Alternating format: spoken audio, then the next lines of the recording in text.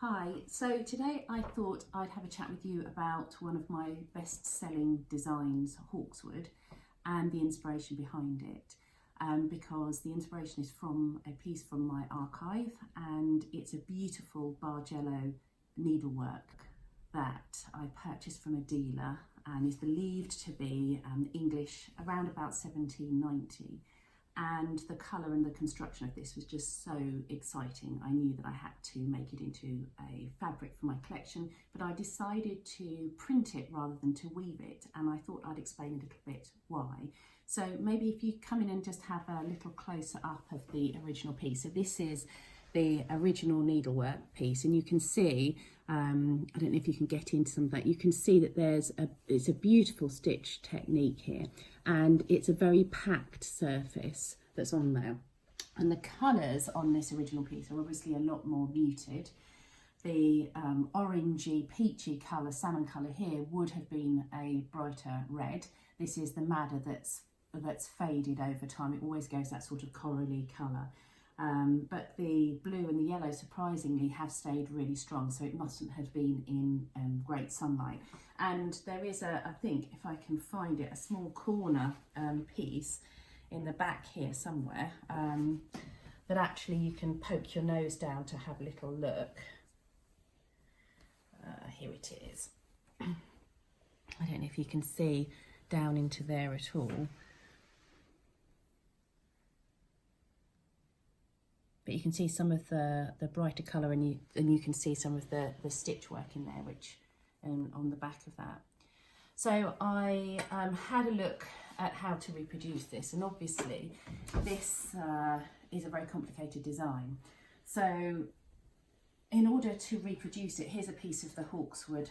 It's printed linen, and you can see from here we've tried to work with some of the original colours, but we've had to brighten it up a little bit to get a colour balance that suits modern taste a bit more.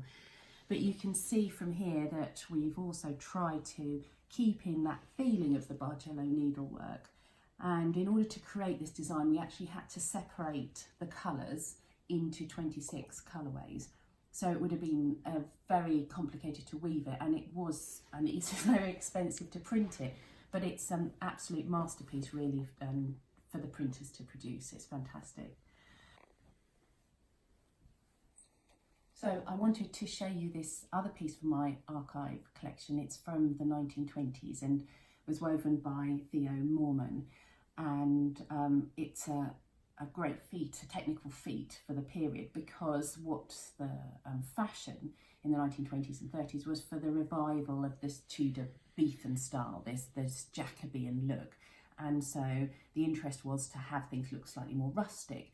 Well, this is a woven piece, and if you come and have a closer look, it looks like it's a needlework. But actually, if you have a look at the back, you'll be able to see that it's actually been woven on a loom, because a needlework wouldn't have those floats carried across like this. It's absolutely fantastic. So you can see that there are different pieces that may look like needlework and trying to imitate the sort of Bargello look, but that aren't. And I have this one other piece just to show you from my collection, which is an early 18th century piece, which is a version of the flame stitch, but within that you can see the herringbone pattern. Of course, the colours have really faded on this, but what's really lovely is this silk floss braiding in between to separate that, and then this beautiful needlework here. You can see that's a traditional English needlework style. And of course the yellow's really faded. These are the original colours. Yellow's very fugitive, so it moves. It's one of the first colours that you lose. So I take some of these, these inspirational pieces, and then rework them into pieces for my collection, which I hope, and part of what I wanted to do with Hawkeswood was to keep that original feeling of the needlework or the handwork behind it, so that it didn't look mass produced, and I think that's part of its runaway success.